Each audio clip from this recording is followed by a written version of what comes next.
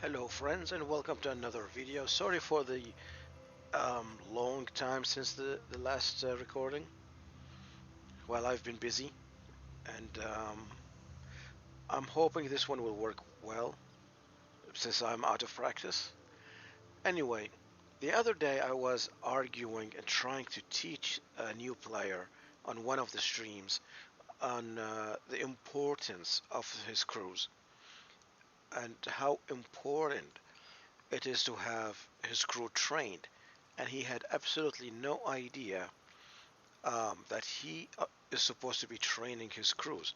He thought training crew is like the academy thing. By the academy, this is what I mean.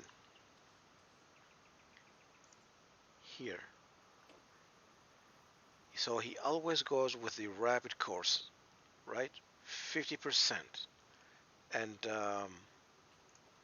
he doesn't even spend the 20,000 per person, right?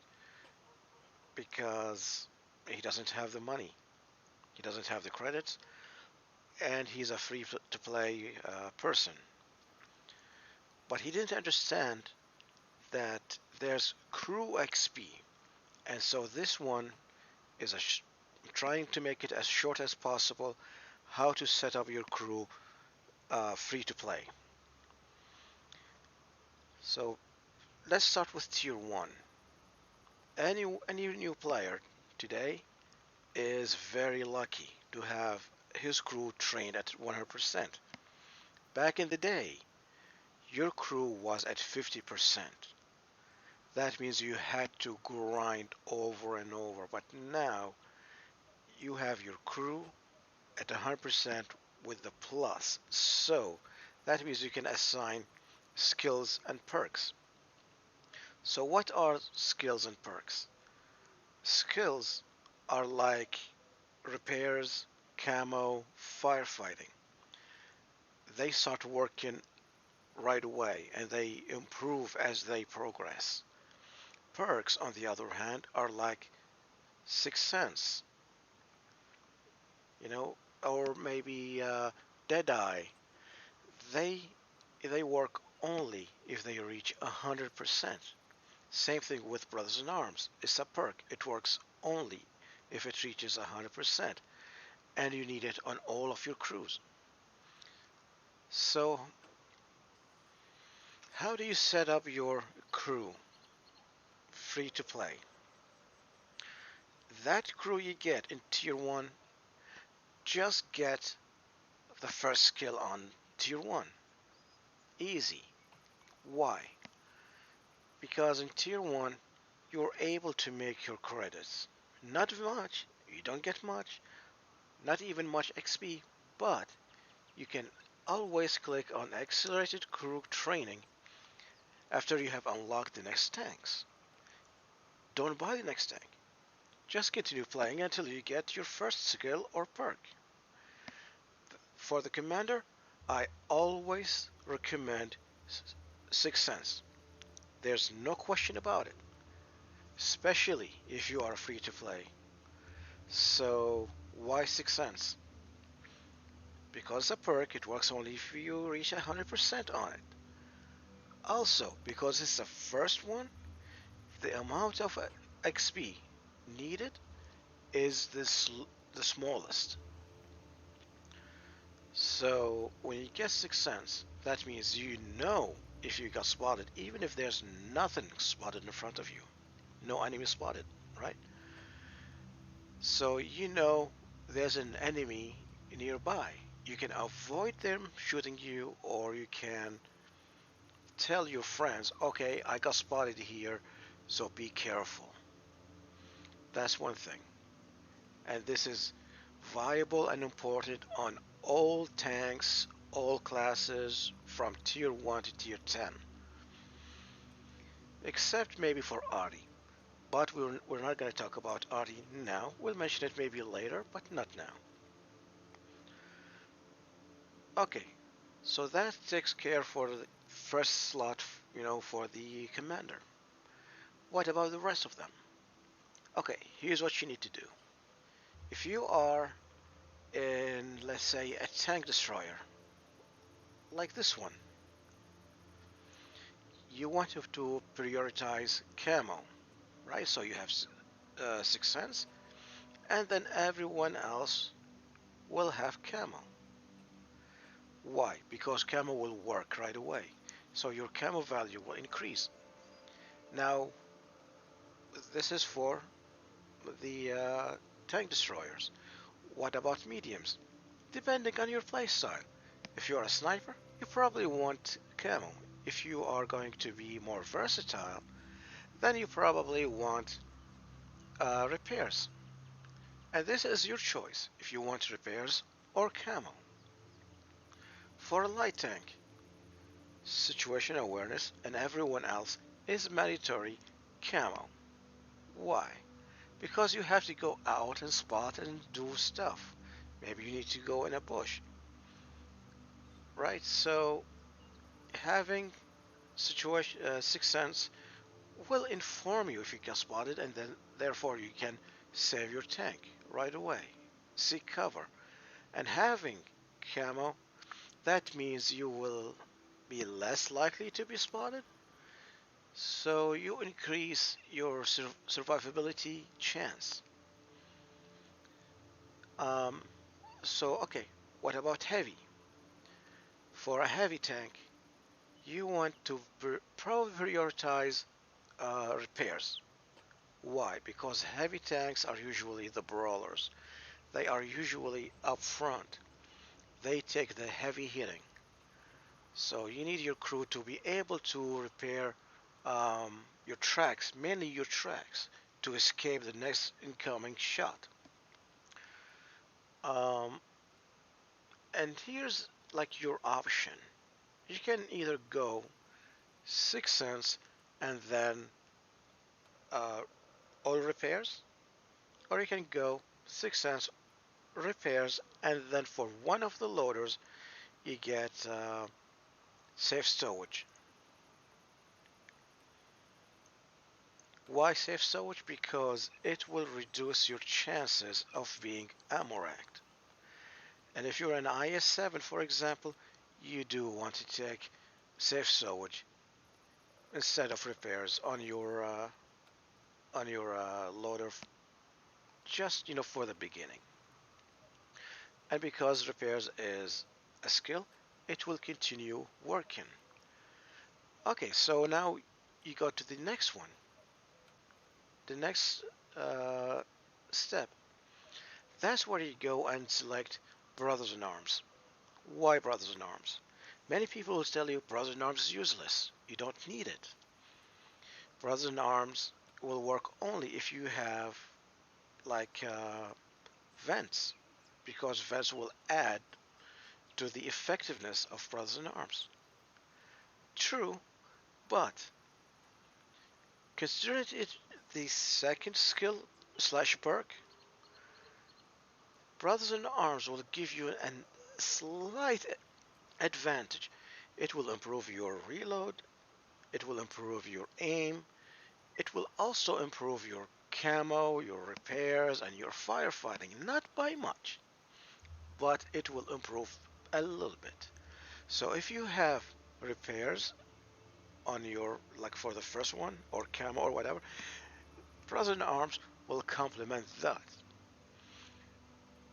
Alright, so for the third skills, you will want to complete the rest of them, just like I did for this tank destroyer.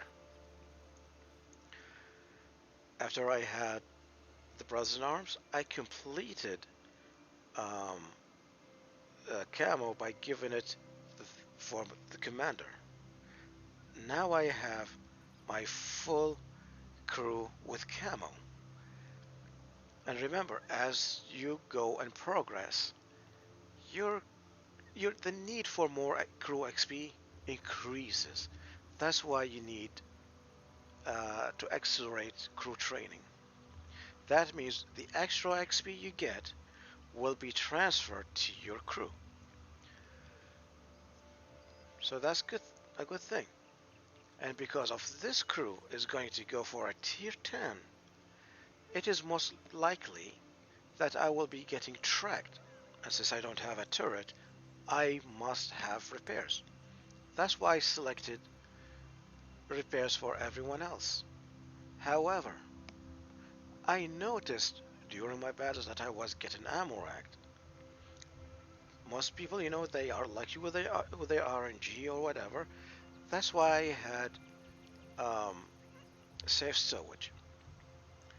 And then I completed it with repairs later on. And this is how it goes. So basically, when you go to tier 1, that crew, you just move them along to the next tank. And if the next tank, like let's say for example your tier 1 has only 2 crew members, commander and driver. The second one, commander, driver, and loader. You take that loader and you try to complement whatever you had. Um, and that's it. You just keep moving that crew up.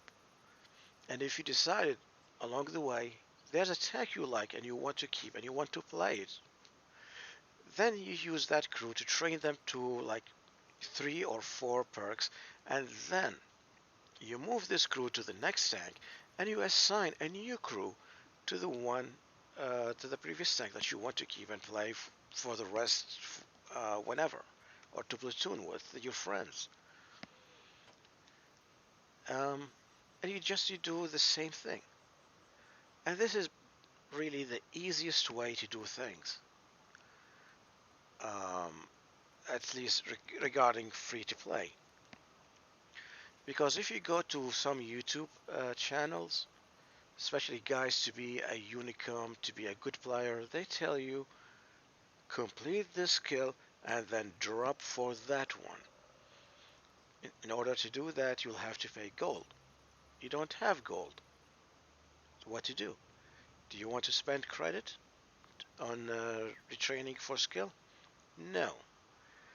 Yeah, you will maintain some, like 75% of that skill, but you will lose a lot. And I tested it, and I lost an entire second skill, and I had to retrain again. So I don't want to do that. Just plan ahead and move your crew accordingly.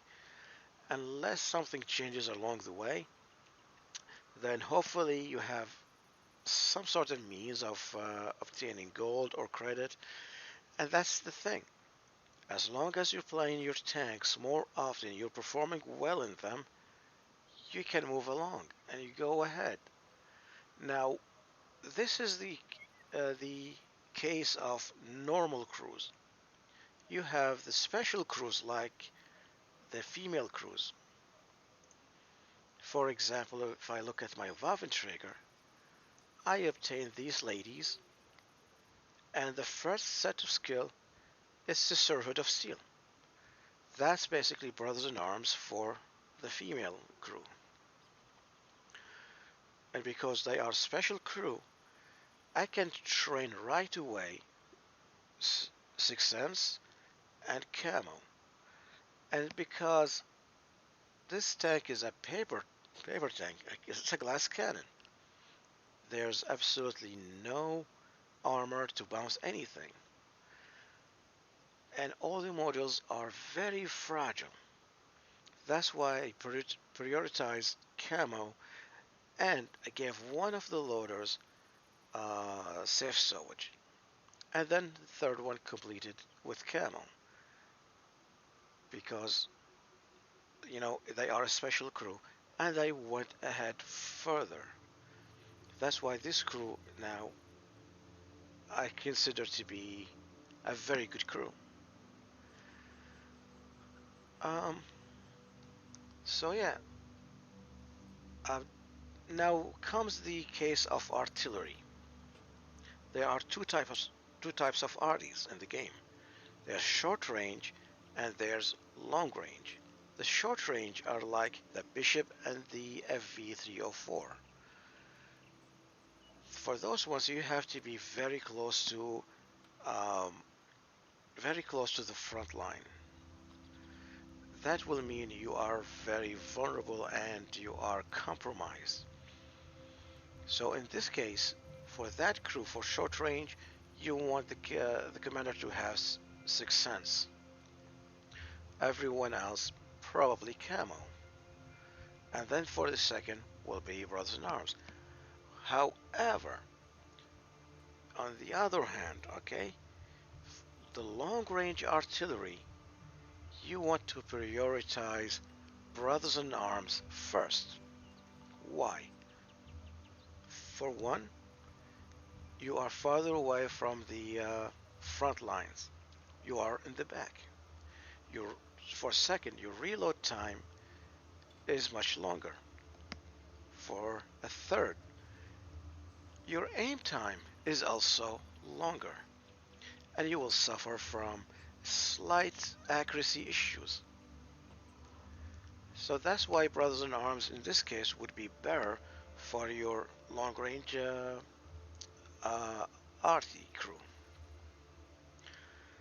And then you can do whatever you want later on. It's arty, no one cares. And that's the end, I suppose. I hope that was informative. Um, Nothing ambiguous, and if there's anything, just drop in the question and I'll try my best to answer you. And hopefully, I can address more issues in the future.